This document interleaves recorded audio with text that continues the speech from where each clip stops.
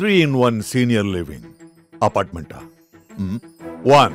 Senior citizen கான perfect senior living. Number 2.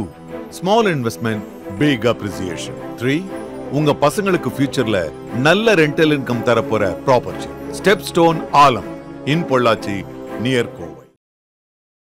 பட்னாவிஸை மகாராஷ்டிராவில் காரணம் காட்டி ஒரு பிராமண தலைமை அப்படிங்கிறத குருமூர்த்தி வெளிப்பாடாக இருக்குது. அது வரைக்கும் நான் பிராமின்ஸ் யார் இருந்தாலும் பிஜேபி தலைமைக்கெல்லாம் சிஎம் போஸ்ட் அப்படி இருக்குது, டெப்டி சிஎம் ஆகிற அளவுக்குலாம் அங்கே வாய்ப்பு கிடையாது. அதுக்கான ஒரு வளர்ச்சிக்குன்னு 20 ஆண்டுகள் எங்களுக்கு அந்த ஒர்க் அவுட் பண்ணுறதுக்கான தேவைப்படுதுங்கிற மாதிரி ஒரு இடத்துல பேசியிருக்காரு. ரொம்ப அபத்தமான பேச்சு. தமிழ்நாட்டு குருமூர்த்தி நிறையா அப்படி பேசணும், குருமூர்த்தியை பிஜேபி சொந்தம் கொண்டாடணும். அப்படி தான் தமிழ்நாட்டில் பிஜேபி வளராமல் இருக்கும். அதனால் அதை நம்ம வரவேற்கணும். அப்பட்டமான சாதி வெறி கொண்ட பேச்சு. இந்த இடத்துல அவருடைய பேச்சுக்கள்லாம் ரொம்ப அபத்தமானவை, அவலமானவை. அது அப்பட்டமாக பார்ப்பனிய வெறியை தூண்டக்கூடிய, பிராமணிக்கல் சுப்ரமசின்னு சொல்லக்கூடிய அந்த சாதி வெறியை தூண்டக்கூடிய பேச்சை தான் அவர் பேசியிருக்காரு. இந்தியாவிலே ஒரே ஒரு அசம்பிளி பிராமின்ஸுக்கு ரெப்ரஸன்டேஷன் இல்லாமல் இருக்குது தமிழ்நாடு. மற்ற எல்லா ஜாதிக்காரனுக்கு ரெப்ரஸன்டேஷன் இருக்குது, இன்க்ளூடிங் பிஜேபி. அங்கே இருக்க பிராமின் கேண்டிடேட் போகிறார் ஹெச்ராஜா, நான் பிராமின் 4 பேர் தான் ஜெயிச்சு போகிறாங்க. இப்போ இதுதான் இங்கே தமிழ்நாட்டில் இருக்கக்கூடிய பாலிடிக்ஸ். அதுதான் பெரியார். ஏங்க இதே அண்ணாமலை தானங்க இவர் தூக்கி வச்சு கொண்டாடினாரு. இந்த ஒப்பந்தம் வந்த பிறகு என்டிஏ முகமாக இருப்பாருன்னு சொன்னாருங்க அவர்.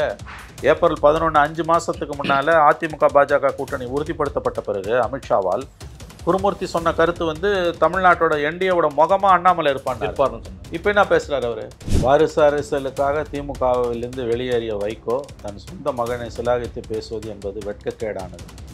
குடும்ப அரசியலை எதிர்த்து தன் மகனை முதலமைச்சராக்குவதற்காக என் மீது கொலைப்பழி சுமத்தி திமுகவிலிருந்து வெளியேற்றுகிறார் கலைஞர் என்று சொல்லி ஊர் ஊராக பிரச்சாரம் செய்தவர், அடுக்குமொழி பேசி தொண்டர்களை உசுப்பேற்றியவர். அதில் 6 பேர் தீக்குளிச்சே செத்து போனான். இன்றைக்கி எங்கே நிற்கிறாருன்னா நிரந்தரமாக திமுக ஆட்சியில் இருக்குன்றார். அப்போ எதுக்கு உங்களுக்கு ஒரு கட்சி போய் அதை நினச்சிருங்களேன். இது எவ்வளோ வெட்கக்கேடான ஒரு ஸ்டேட்மெண்ட்டு. இன்றைக்கி கட்சி கொடியை அறிக்கிட்டு கட்சி கொடியை ஏற்றிட்டார் ராமதாஸ்.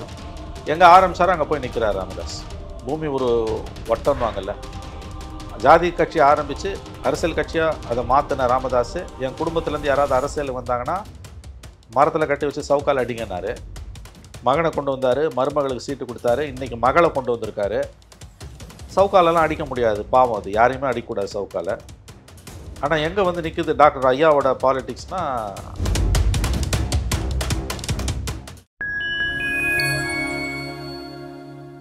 ஃபைன் டைம் மீடியாவோட ஒரு ஸ்பெஷல் இன்டர்வியூவில் சிறப்பு அழைப்பாளராக தமிழகத்தினுடைய ஒரு மூத்த பத்திரிகையாளர் மணிசார் அவர்கள் இணைந்துள்ளார். கேட்பதற்கான கேள்விகள் நிறைய இருக்கின்றன. வாருங்கள் நிகழ்ச்சிகள் சொல்லலாம். வணக்கம் சார். சார் வணக்கம். குருமூர்த்தியோட ஒரு பேச்சும் ஒரு விஷயத்தை தெளிவுபடுத்துறது. 26 தேர்தலாம் எங்களுக்கு ஒரு கணக்கு கிடையாது, இன்னும் ஒரு 20 வருஷம் ஆகும் பிஜேபி ஒரு ஆட்சி கட்டில் வர்றதுக்கு.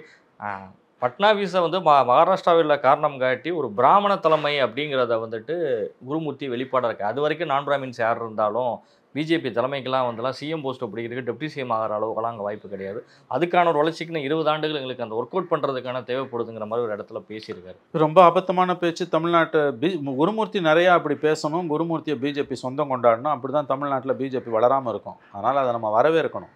அப்பட்டமான சாதி வெறி கொண்ட பேச்சு. இந்த இடத்துல அவருடைய பேச்சுக்கள்லாம் ரொம்ப அபத்தமானவை, அவலமானவை. அது அப்பட்டமாக பார்ப்பனிய வெறியை தூண்டக்கூடிய, பிராமணிக்கல் சுப்ரமசின்னு சொல்லக்கூடிய அந்த சாதி வெறியை தூண்டக்கூடிய பேச்சை தான் அவர் பேசியிருக்காரு.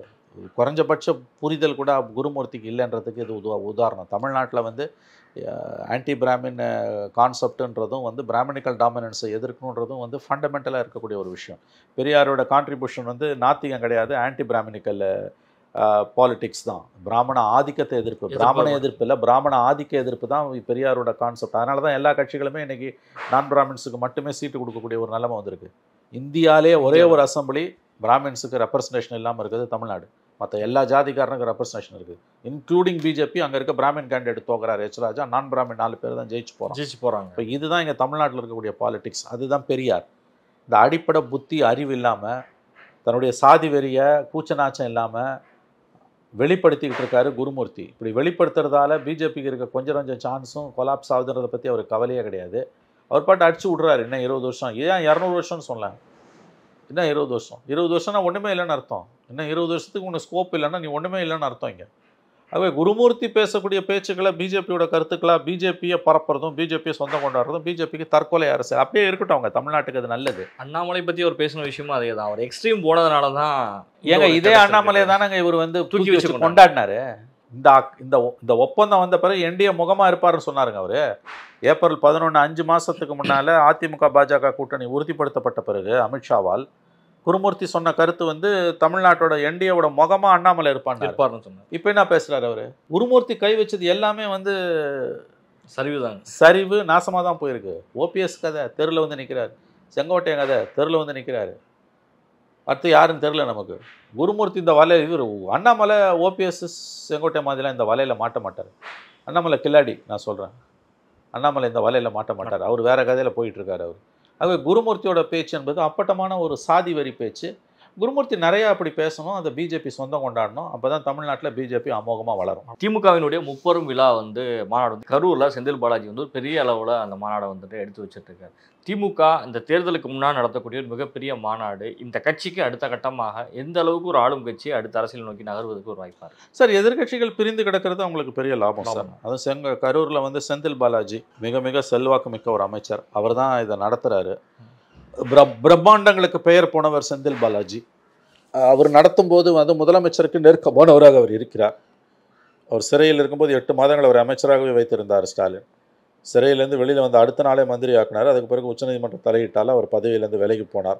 அவருக்காகவே அவர் மீதான வழக்குகள் வந்து நீர்த்து போகக்கூடிய அளவுக்கு தமிழக அரசு வந்து 2000 பேருக்கு மேலே குற்றம் சாட்டப்பட்டவர்களை பட்டியலில் சேர்த்துருக்கு. உச்சநீதிமன்றம் 1 மாதத்திற்கு முன்பு இதற்கு கடும் கண்டனம் தெரிவித்தது. சுதந்திர இந்திய வரலாறில் இவ்வளவு மோசமாக வந்து ஒரு வழக்கு விசாரணையை கேலி கூத்தா யாருமே ஆக்கினதில்லைன்னு தமிழக அரசுக்கு கண்டனம் தெரிவித்தது உச்சநீதிமன்றம். வழக்கம் போல் மீடியா வந்து இவங்க கண்ட்ரோலில் இருக்கிறதால அதை பற்றி எதுவுமே இவங்க பேசலை, எதிர்கட்சிகளும் பேசலை. இத்தகைய சிறப்பான சாதனைகளுக்கு சொந்தக்காரர் செந்தில் பாலாஜி. அவர் தான் இன்றைக்கி கரூரில் இதை நடத்துகிறாரு. இந்த எலெக்ஷனுக்கு 7 மாதம் முன்னால் அவங்க தன்னுடைய செல்வாக்கை காட்டுவதற்காக அவர் செய்கிறார். அரசியல் பெரிய அளவில் பேசப்படும், சந்தேகமே இல்லை.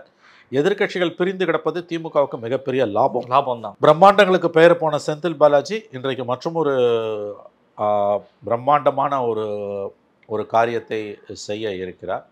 மக்கள் மத்தியில் இது எப்படிப்பட்ட விளைவுகளை ஏற்படுத்தும்னு தேர்தல் முடிவுகளுக்கு பிறகு தான் தெரியும். திமுகவோட மிகப்பெரிய பலம் டெல்லியில் மோடி இருக்கிறது, தமிழ்நாட்டில் எதிர்கட்சிகள் பிரிந்து கிடப்பது. இது ரெண்டையும் வச்சு அவங்க ஜெயிச்சிடலான்னு பார்க்குறாங்க. ஜெயிக்க மாட்டாங்கன்னு நம்ம சொல்ல முடியாது. தங்கள் சாதனைகளால் திமுக அரசு இன்று நிற்கவில்லை. எதிர்கட்சிகளுடைய ஒற்றுமையின்மையாலும் அதைவிட முக்கியமாக டெல்லியில் நரேந்திர மோடியும் பாஜகவும் இருப்பதால் தான் திமுக என்று ஆட்சி கட்டிலில் இருந்து கொண்டிருக்கிறது. அடுத்த முறை ஆட்சிக்கு வந்து விடலாம் என்ற கனவு கண்டு கொண்டிருக்கிறது. அந்த கனவு மெய்ப்படவும் வாய்ப்பு இருக்கிறது, நான் மறுக்கவில்லை. எதிர்கட்சிகள் தான் சுதாரித்துக் கொள்ள வேண்டும். மதிமுகவினுடைய மாநாட்டில் வந்து வைகோ வந்து மிக தெளிவாக சொல்லிட்டார், அடுத்த முதல்வர் ஸ்டாலின் தான், என்றைக்குமே திமுக தான் ஆட்சியில் இருக்கும். துரை வைகோ இவ்வளோ நாலேஜபிளாக பேசுவாருங்கிறத நான் எதிர்பார்க்கவே இல்லை. அவனுடைய அரசியல் வரிசையை பார்த்து நானே பிரமிக்கிறேன்னு சொல்லியிருக்காரு. அதே டேட்டில் வந்து அங்கே மலை சத்யா ஒரு தனியாக ஒரு கட்சியை வேற சின்னத்தை வேற அனௌன்ஸ்மெண்ட் பண்ணிகிட்டு இருக்கிறாரு. ஆனால் திமுகவில் தான் நாங்கள் இருக்கிறோம், இல்லை எந்த மாற்றமும் கிடையாது. மத்திய அரசுக்கு எதிராக துரை வைகோ எடுத்து வைக்கக்கூடிய விஷயங்கள் புள்ளி விவரங்களோடு நான் பிரமிக்கிறேன்னு சொல்லி வைகோ பேசியது. வாரிசு அரசியலுக்காக திமுகவிலிருந்து வெளியேறிய வைகோ தன் சொந்த மகனை சிலாகித்து பேசுவது என்பது வெட்கக்கேடானது. காலத்தின் கோலம் இது. நிரந்தரமாக திமுக இருக்குன்னு அவர் பேசுகிறார். கிட்டத்தட்ட அப்படி தான் பேசுகிறார். என்றும் திமுக பகுத்தறிவு பகலவன்களின் வாரிசு என்று சொல்லக்கூடியவர்கள் வந்து திமுக நிரந்தரமாக எது ஒன்றுமே நிரந்தரம் இல்லை என்பது தான் அடிப்படையான அறிவியல் தத்துவம்.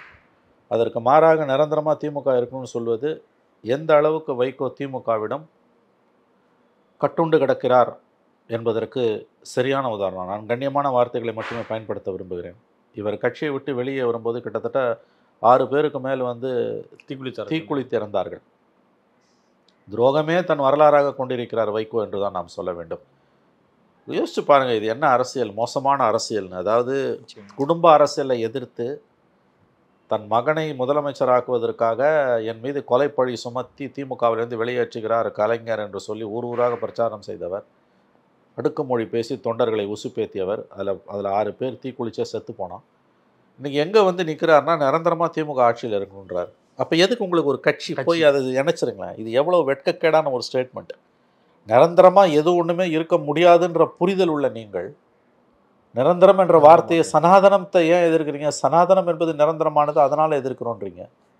அடிப்படையில் பெரியாரோட கொள்கைகளுக்கு எதிரான ஒரு கான்செப்ட் நிரந்தரம் என்பது.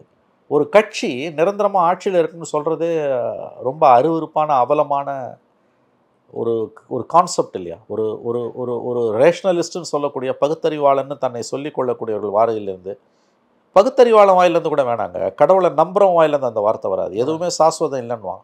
நம்பிக்கையாளர்களே, ஆஸ்திகர்களே, நிரந்தரம் ஒன்று இல்லைன்னுவாங்க. அந்த அறிவு ஏன் வந்து அந்த புரிதல் ஏன் இவர்களுக்கு இல்லாமல் போனது? அதான் பதவி வெறி கண்ணை மறைக்குது. மகனை வந்து சிலாகிச்சு பேசுகிறாரு. வாரிசு அரசியலுக்காக திமுகவிலிருந்து வெளியேறியவர் தன் மகனுக்காக கட்சியையே இன்று காவு கொடுத்து கொண்டிருக்கிறார். மக்கள் தாங்க முடிவு செய்யணும் இவர்களை பற்றி. பாட்டாளி மக்கள் கட்சியினுடைய தலைவராக வந்துட்டு அன்புமணி தாங்கிறதா தேர்தல் ஆணையமே வந்து அங்கீகரித்து ஒரு விஷயத்தை வந்து வெளியிட்டிருக்காங்க. பாமகவில் ஒரு பக்கம் ராமதாசனுடைய அணி, ஒரு பக்கம் அன்புமணி வந்து அடுத்த கட்டத்துக்கு தன்னுடைய கட்சியை எடுத்துகிட்டு போகிற கணதில் இருக்காரு. உதயநிதியை ஒரு இடத்துல பேசுகிறாரு. 2 பேருமே சேர்ந்து இருக்கிறது தான் வந்து பாமக பிரிஞ்சு இருக்கக்கூடாதுன்னு சொல்லி உதயநிதி வேற பேசுகிறாரு. எப்படி பார்க்குறீங்க? இல்லை, 2 பேரும் சேர்ந்து இருக்கணும், பிரிஞ்சு இருக்கணுன்றதுலாம் வந்து உதயநிதி பேசுறதுன்றது வந்து ஆச்சரியமாக இருக்கிறது. இது வந்து நல்ல எண்ணத்தில் சொல்லப்பட்ட வார்த்தையாக எனக்கு தெரியல. ராமதாஸ் வந்து நடுப்புற திமுகவை புகழ்ந்து பேசுனதெல்லாம் என்னன்றது நமக்கு தெரியும். கட்சி அன்புமணி கட்டுப்பாட்டில் இருக்குது. வன்னியர்கள் ஓரளவு ராமதாஸோட கட்டுப்பாட்டில் இருக்காங்க. இன்றைக்கி கட்சி கொடியை அறிக்கிட்டு கட்சி கொடியை ஏற்றிட்டாரு ராமதாஸ். எங்கே ஆரம்பிச்சாரோ அங்கே போய் நிற்கிறார் ராமதாஸ். பூமி ஒரு வட்டம்வாங்கல்ல, ஜாதி கட்சி ஆரம்பித்து அரசியல் கட்சியாக அதை மாற்றின ராமதாஸ் என் குடும்பத்துலேருந்து யாராவது அரசியலுக்கு வந்தாங்கன்னா மரத்தில் கட்டி வச்சு சவுக்கால் அடிங்கன்னாரு. மகனை கொண்டு வந்தார், மருமகளுக்கு சீட்டு கொடுத்தாரு. இன்றைக்கி மகளை கொண்டு வந்திருக்காரு. சவுக்காலெல்லாம் அடிக்க முடியாது, பாவம், அது யாரையுமே அடிக்கக்கூடாது சவுக்கால. ஆனால் எங்கே வந்து நிற்குது டாக்டர் ஐயாவோட பாலிடிக்ஸ்னால் ஆரம்பித்த இடத்துல வந்து நிற்குது, சாதியில் வந்து நிற்குது. அரசியல் பிழைத்தோருக்கு அறம் கூற்றாகும். அப்பா புள்ள 2 பேருக்கும் இதான் மெசேஜ். நிச்சயமாக உங்களுடைய நேரங்களை ஒதுக்கி ஃபேண்டைம் மீடியாவுடைய நேர்காணல பல்வேறு கேள்விக்கு பதில் தம்பிக்கு நன்றி.